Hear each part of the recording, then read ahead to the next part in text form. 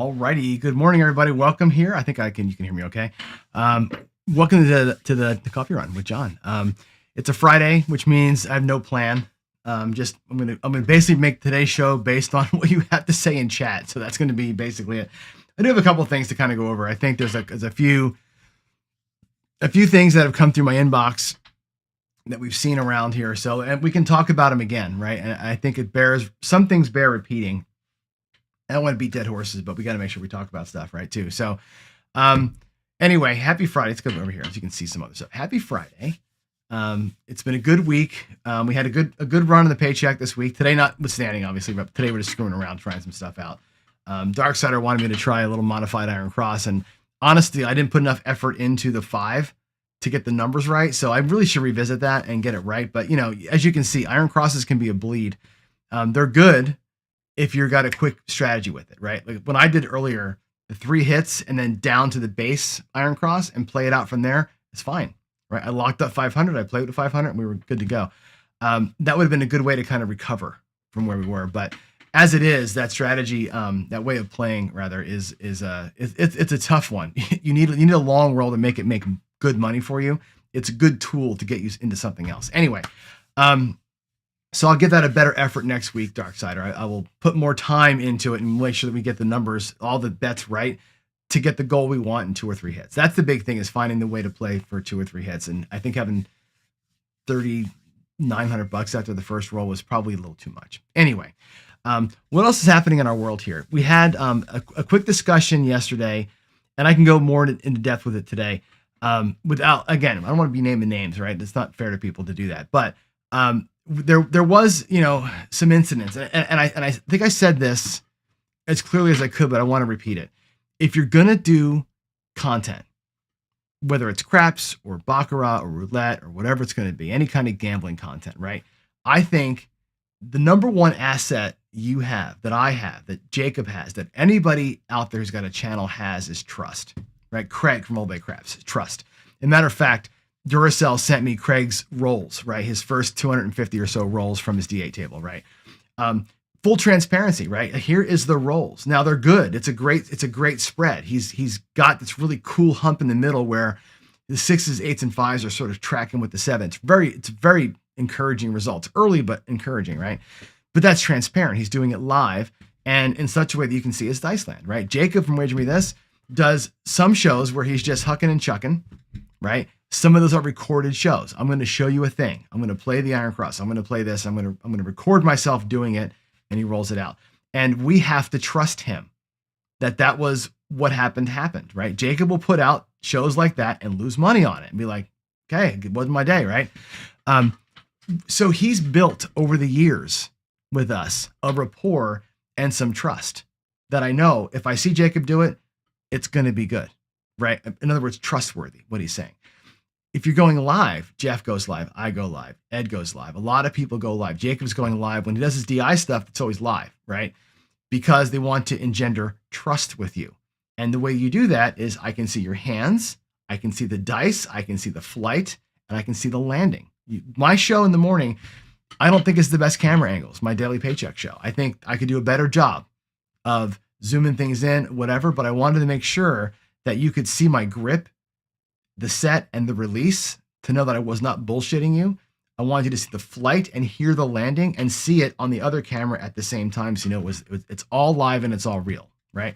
That's an important thing to me, because if I don't have your trust, right? And that's a way to earn it.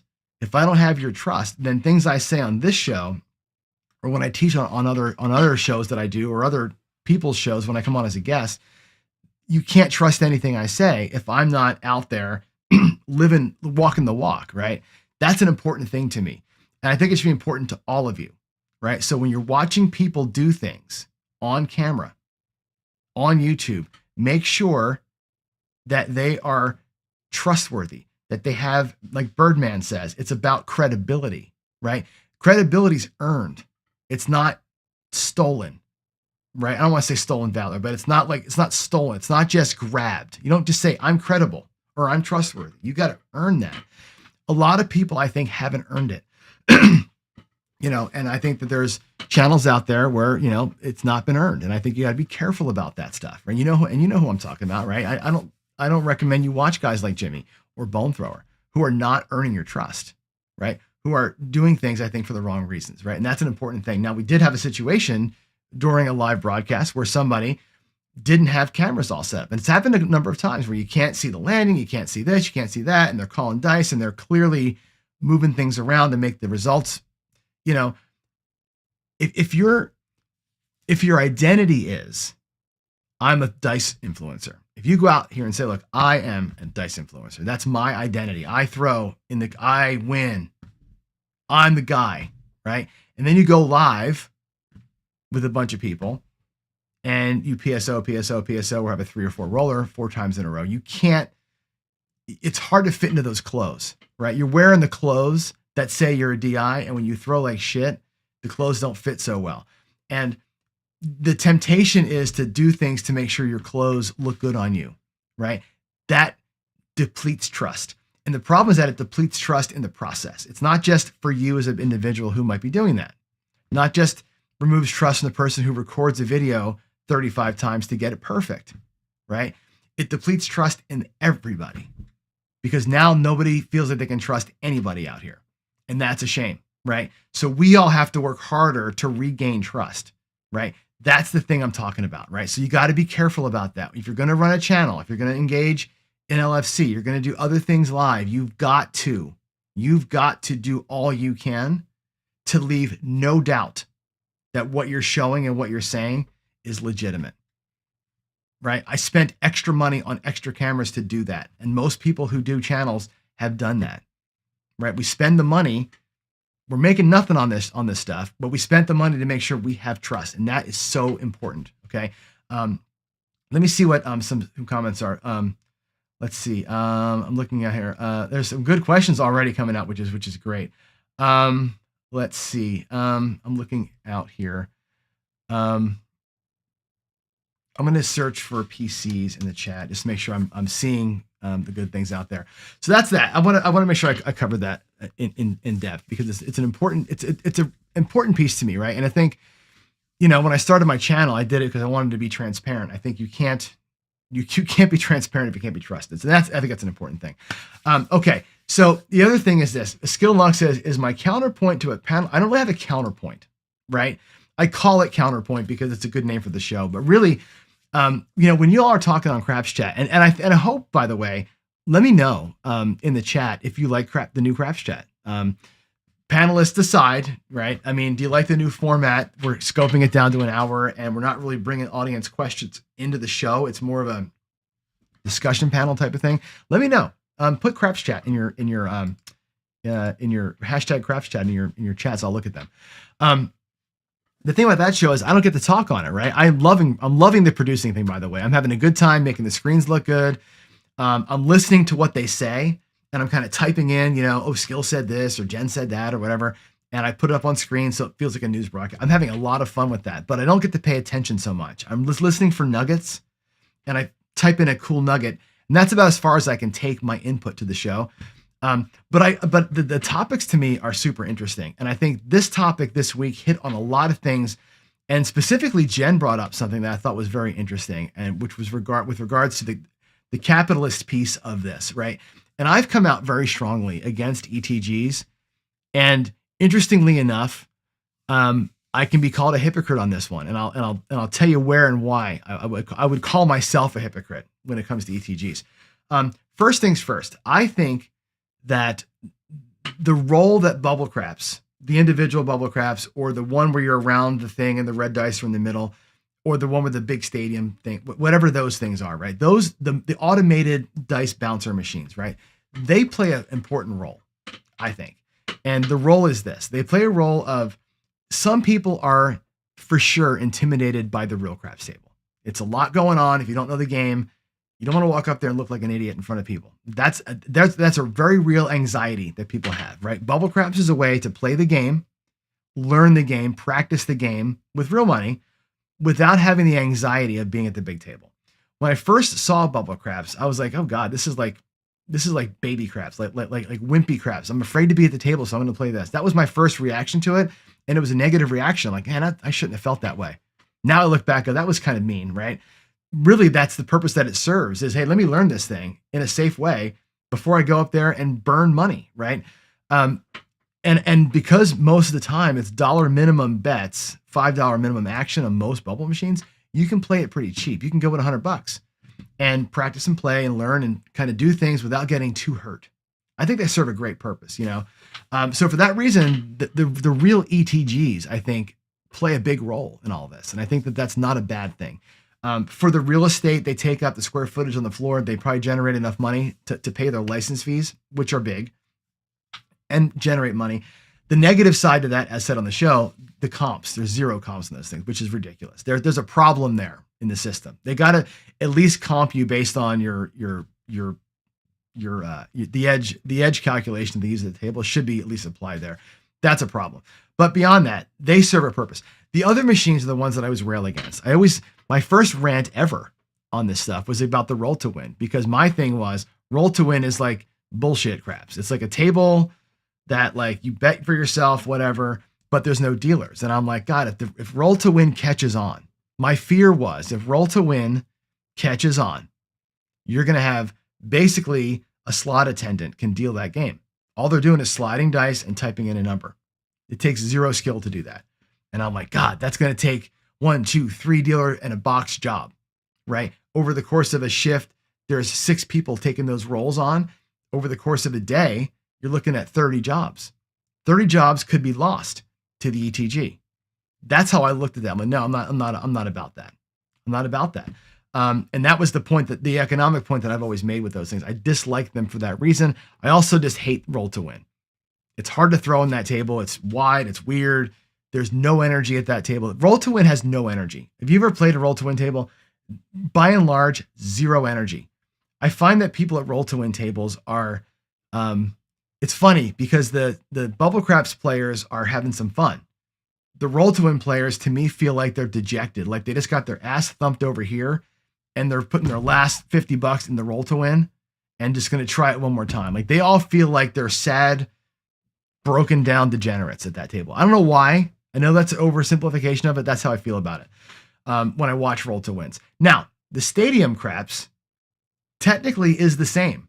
It's a table that you shoot at. It's got one dealer who could be a slot attendant who just typing in numbers and a bunch of machines that you type your stuff in. For some reason, I love stadium craps. I hate roll to win. I love stadium craps. I don't know why. If it's the table you throw on, I like better. The vibe, the energy around the room, you can actually sit and turn and talk to somebody and high five them. It's like the vibe is different at that stadium style table, and you're still throwing real dice on a real table. I like the fact that it's a real table, a real-ish table. I love that game. Same economic problem. You're still burning jobs by having it, the real estate that it takes up. So I'm conflicted. I'm like, I love playing that game. I love that it's a $5 minimum. I love that I can sit there and drink all night long. I love that it's fun and the energy's great, but I hate the fact that it's sucking jobs. I just hate the fact that those things really do suck jobs away. You know, now those jobs get replaced. Jen's right about this. The world changes, right? People used to build cars, robots build cars. People used to do this, robots do that. People used to write code. I used to teach people how to write computer programs, right? I lost my job because AI writes code for you now. You don't have to be a coder anymore. You have to understand it, right? The world's changed. That doesn't mean there's never going to be any more tech jobs. It means that we're going to go and do other things. I think dealers will do other things. Those jobs won't go away.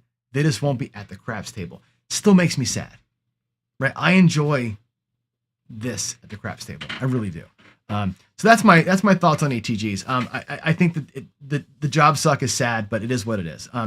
I don't love the thought that potentially those games become so popular that it takes the real tables away. I don't think the real tables will ever go away, but I think what'll happen is casinos will have 1 or 2 open at higher minimums. You'll have the ETGs for everybody, and you'll have the $50 tables for the real players, right? That's what's going to be. It's going to be the haves and the have-nots, which again, I don't love the dichotomy either of that, but that's, I think, where we're headed.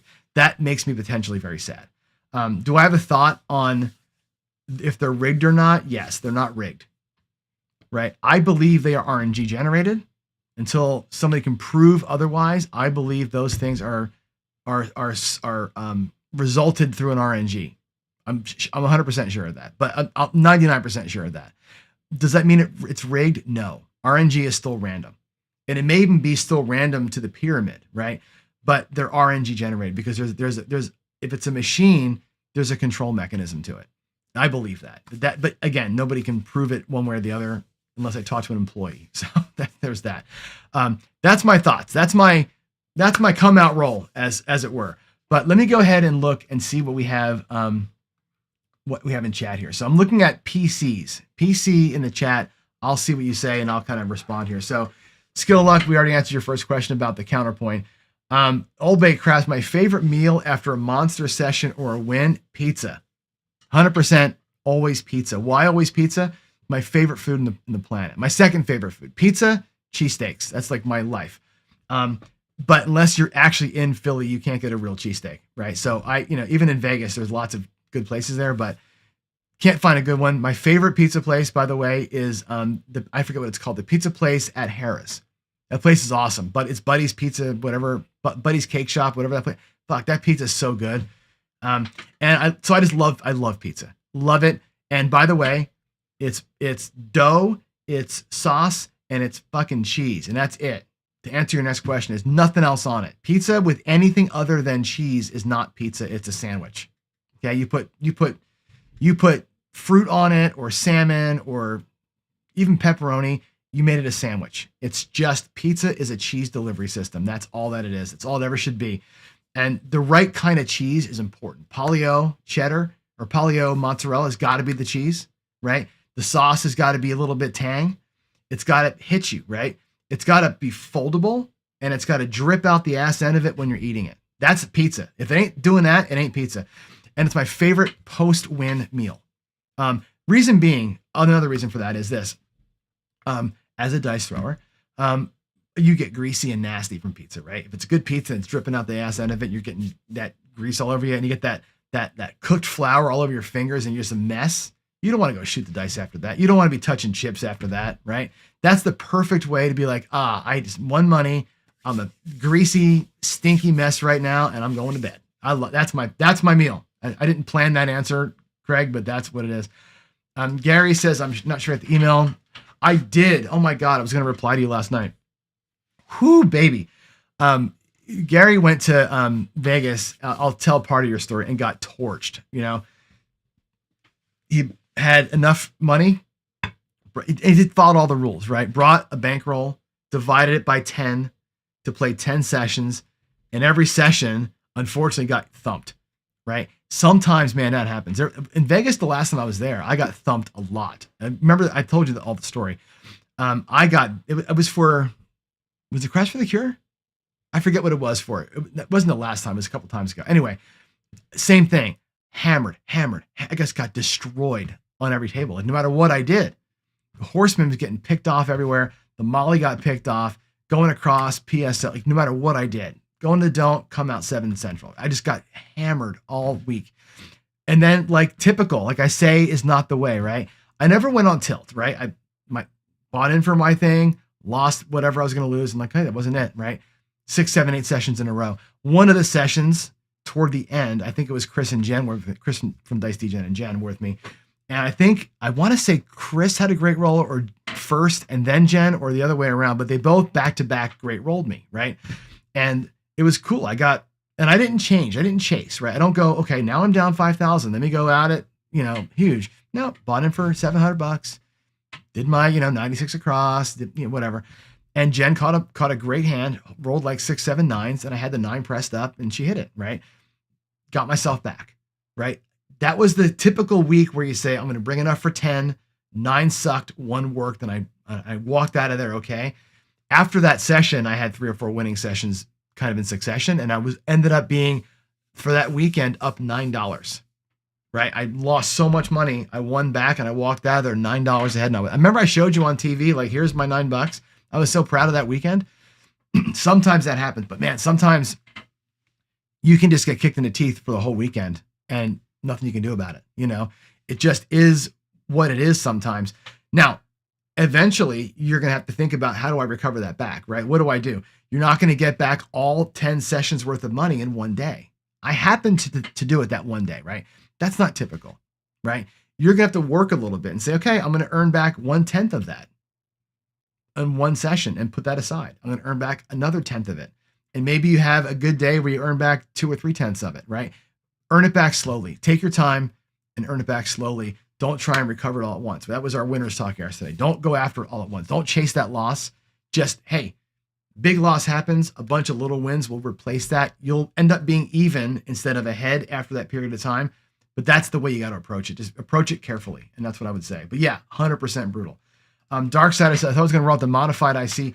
I started with that. I started out the modified and I had the numbers wrong. So what happened was I had the 5 hops wrong and I couldn't get the numbers right. And I didn't want to have the show be stupid. So I'm going back to regular Iron Cross. I will rerun it. I'm going to sit over here and kind of get the exact levels I want on the 5, 6, and 8 with the hops and with the field. And what does the hit, regress, hit, regress, hit, regress look like? And a big part of that for me is going to be making it easy because when you change colors, when you go from, like, let's say 700 down to 400 or something, right?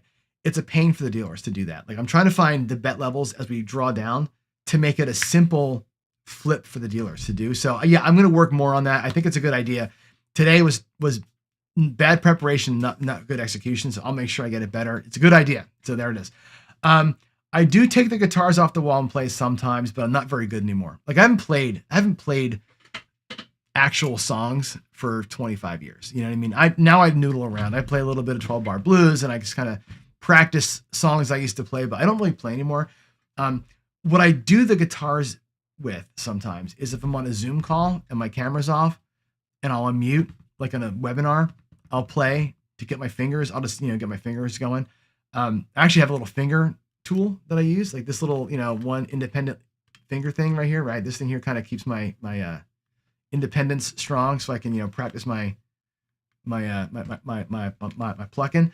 But I do that as a fidget sometimes. I don't really play anymore. I should get back to it at some point and play some. But yeah, I like it to just have it in my hands, but I don't really play. Let's see. Slam has not watched the new show because he heard Old Bay Craps, the panelist. Yeah, it's hot garbage. The show's hot garbage on Craps Chat for sure. No, thanks. Slam, you actually are, it's such a cool thing. I'm going to kiss your ass here for a minute, but it's great to have you on the show. Because you guys don't know Slam well enough. I'm starting to know him better as we go. He's got this like you can tell in chat, super sarcastic, very quick wit, biting tongue, right? And then you ask him a question and it's like, boom, down to business, right? I don't know what you do for a living, Slam, but you strike me as somebody who works in tech. I'm guessing you do. I don't know. Because the way you talk like a tech person talks, like very methodically, very reasoned, and very well thought out. Like, I love the way that you answer the tough questions and you really kind of think through it. And then you turn around with a fart joke and it's like, oh God, okay, he's a total doofus. I think that's great. And I think you're a welcome addition. I think it makes the show good for me. I love it. Louis says, will there ever be an after hours crap show? Yes, we will get to that.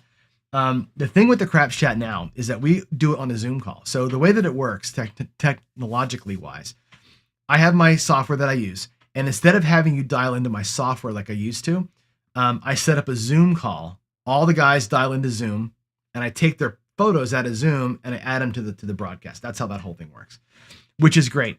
If I were going to do an after show, the thought was, let's leave the show running, but turn the feed off and everybody joins the Zoom call. And that would be how we're going to do it. But I don't want to give that Zoom link away because then it becomes a free for all. And I want it to be the panelist only Zoom. So I think what we're going to do from now on is after the show's over, we're going to go to Discord.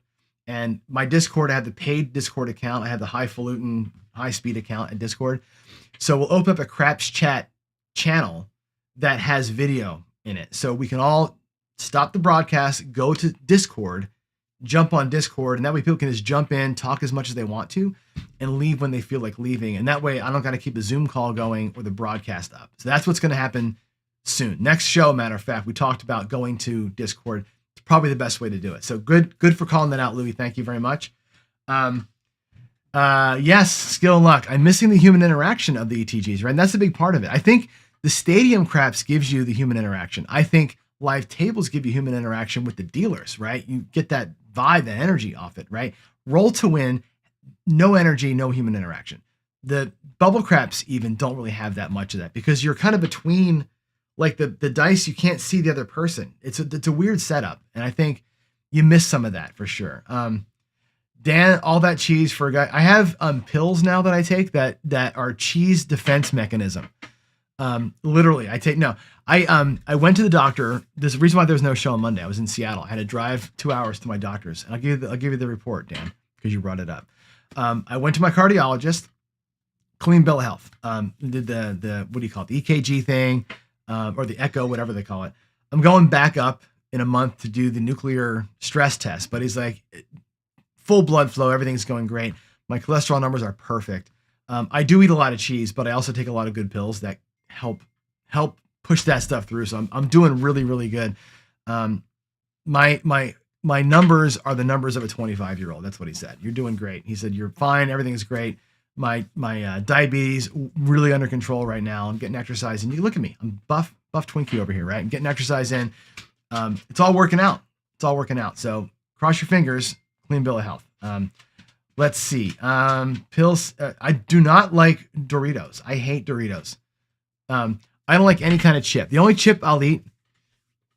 What a weird segue. The only chip I'll eat is a Triscuit. Believe it or not. I don't like Doritos. I don't like potato chips. Actually, I'm lying. I do like.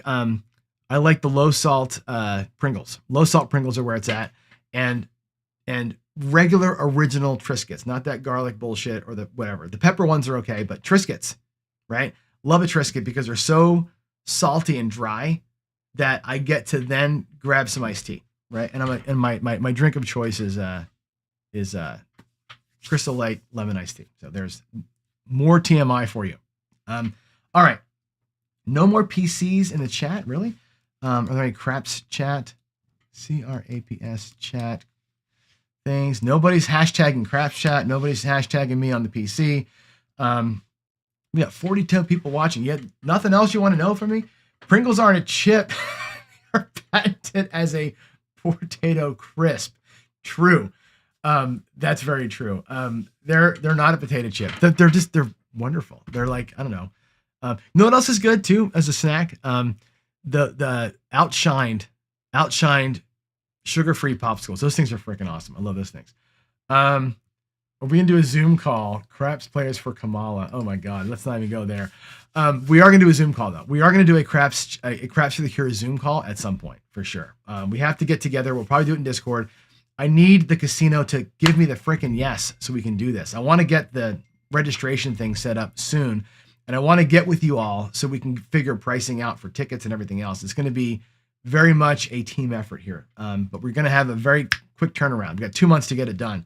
It'll be fine.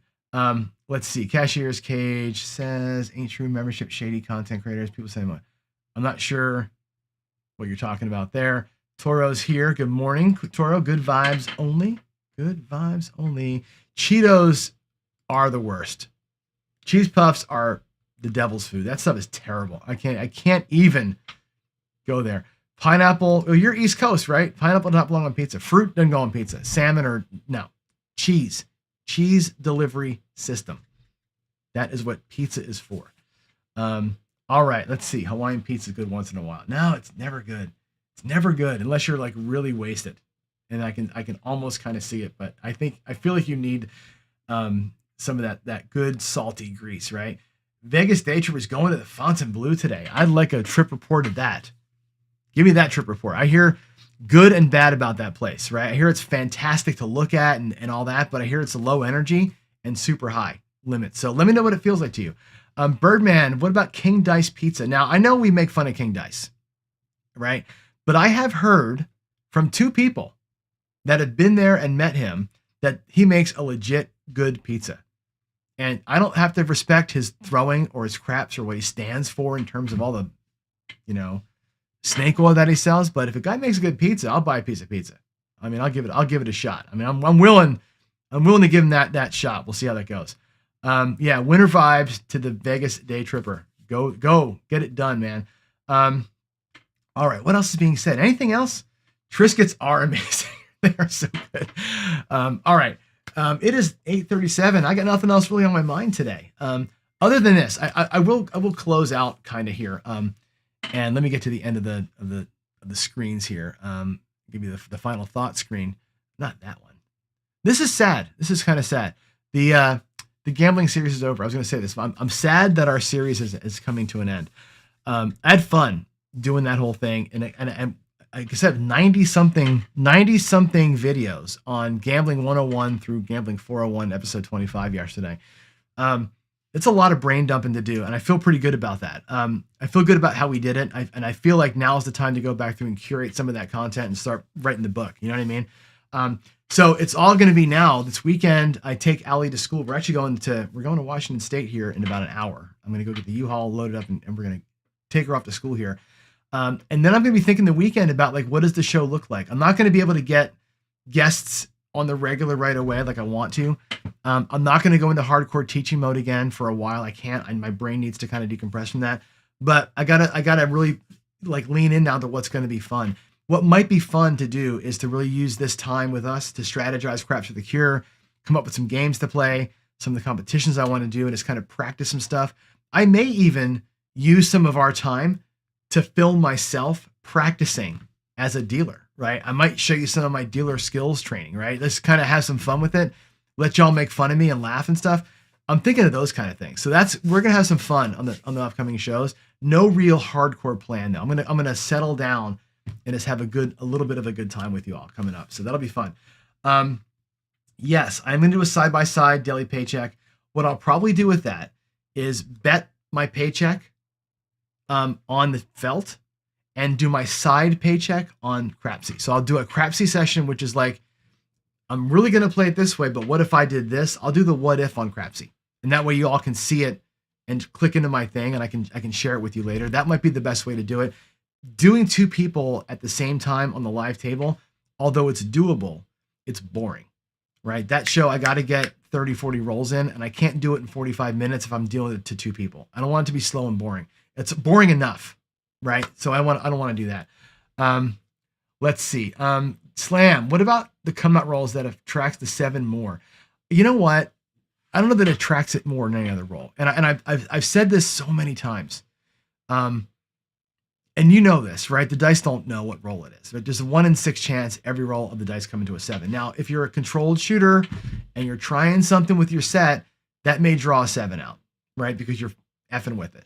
The thing about the come out 7 is that if a shooter is in whatever pocket they happen to be in and they're rolling 7s, it's the one time where you can get multiple in a row, right? If I 7 out, I lose the dice and you get the dice. It's a whole new person with the dice.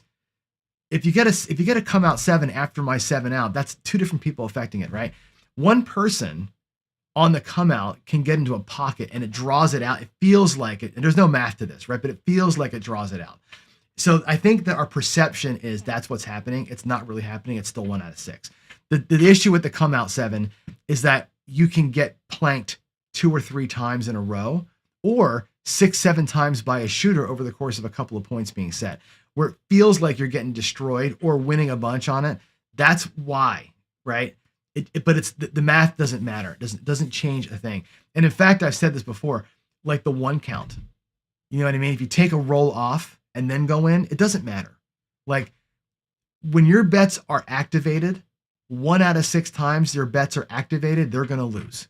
You just got to know that going in, right? If you're going to work all the time, that's great. You can work 12 rolls. You're going to lose all of it twice.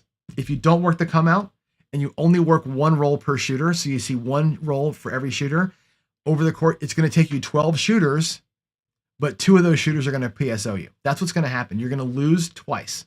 Whether you're on for 1 roll out of every 10 or 10 rolls in a row, you're going to lose 2 out of whatever. That's just the way it is. Come out just feels like it's worse because they can come sequentially, where any other part of the game they can't. It's a 1-7 and you go, it sucks. You can take a break and let it come again. The worst that can happen is you catch a 7 on your next activated roll. You don't get the like this, which can happen, and that happens too often. So I think I feel like it's an optical illusion. Let's see. Show us my dealer keys. I don't have dealer keys yet. I have some. I'm working through some of the things. like the 2-5-11 on the horn numbers, and the 3-7 on the horn highs. I'm working through memorizing that stuff and getting the colors and units to work better, right? That's what I'm getting to now. I'm really working on that. Once I feel like I got that down, that's where I struggle the most. The box numbers I'm fine on. What I don't have on the box numbers yet is all the moves. Like the move from an $18 6 to a $30 6 with the payment. I don't have the take one, leave one thing down yet. I'm working on that stuff to kind of make those things come. Right now, I'm still spreading and stacking. So that's where I got to get to. But yeah, if y'all want to watch me do some of that stuff, I'll totally film it. You can laugh at me all day long. And I'll just be out there just kind of dropping chips and making fun of myself. It'll be fun, I think, to see that kind of happen as it goes on. Oh, hey, thanks, Slam. That's cool. Appreciate that. But I feel pretty strongly about it. Like I said, that math is truth. JR says, unlike the come flat bet, the pass line bet never has a reason to fear the 7. You're right.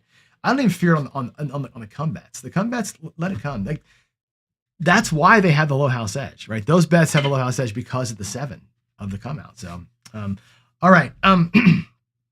Let's see. You're right, Dan. The probabilities are the same on every roll.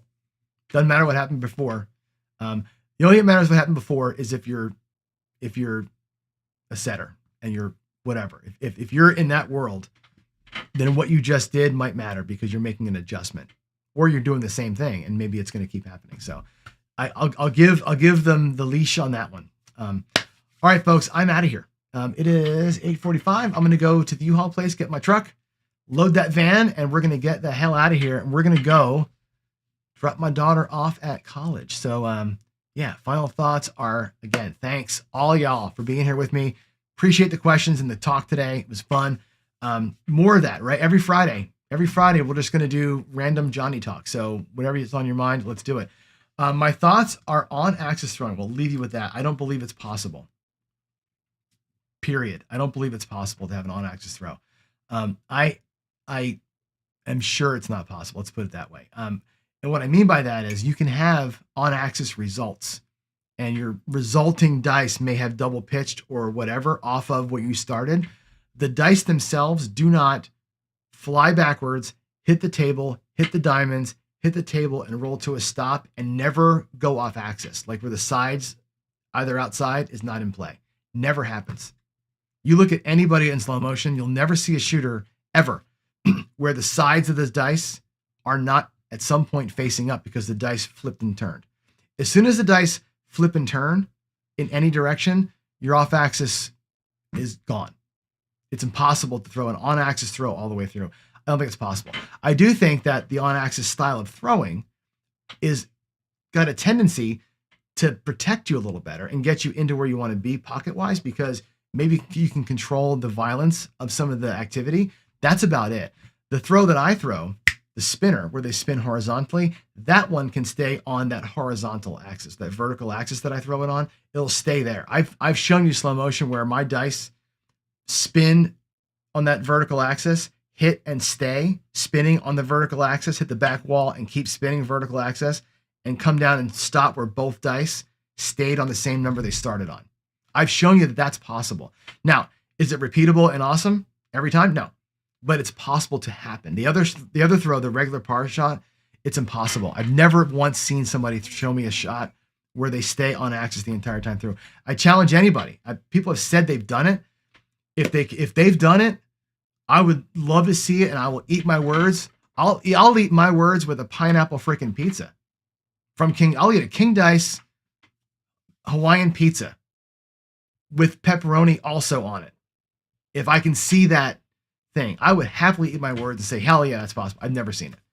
So no, I believe in on-axis results though, right? The guys are doing that. The results have an on-axis result, but it's not because the dice stayed on that rotation. Those side faces showed at some point and they went back. On-axis, you can say it, but the sides were in play. So I like I said, I'm willing to be, proven wrong on that. I'm not going to be dogmatic and say, you all are idiots, but I've never seen it. So that's why I think it's not possible to stay on axis. Now, if somebody can show me, please show me. give me the ammunition to have the argument, right? That's what I want. So, all right. Consider challenge. There you go. There you go. Challenge it. I want to, George, I mean, anybody who throws like this can slow motion it. There's thousands of throws out there that guys have done. Just slow motion. Let me see it. Let me just see it once. I've shown you mine. I show you that the chopper or spinner style toss can do it. I cannot do it regularly, but I can do it. The other one I haven't seen yet. And that's why I have not gone to the par toss. I'm like, I trust what I think I can do. Anyway, there it is, guys. You have a great Friday. Yes, I need somebody. Gary, I got to have a partner for sure. Yeah. All right. You guys get out of here. You need help on YouTube production. I should do one of those, right? We should actually think about doing that someday. Share my screen so you can see my setup and how I do things. I can actually probably do that. Can I do that here? Hold on a second. I think I can actually do it. There's a way. Hold on. Let me put my glasses on. I think there's a way I can share my screen. And let's see. If I do, give me a second. I'll do a new scene. Hold on. This is going to be so fun for y'all. Let's do a new thing. And you won't see me at all, but you'll hear me. And I'm going to do a screen share, which is that, which is weird. We don't want to see that. But let me find a way. Can I show you options? How do I do it? There's definitely a way that I can show you all my stuff. Let's see. Hold on a second. Hold on a second. There's a way. There is a way. It's not preview mode. No, it's not that one. There's like a show windows during. Oh, there's a show windows when I'm doing the thing option here. View options. Let's see. Oh, live demo. There you go. Turn on live. Can you see my all my stuff now? What do you see? Can you see everything? Show entire screen. That should be everything, right? You can see this one here. You can't see my other stuff though, right? Crop to fill. Hold on. This here. Overlay, recording output, options. Let's see. Live demo. I thought that was it. Live demo mode. You can't see. Turn on live demo mode. Broadcast my entire screen.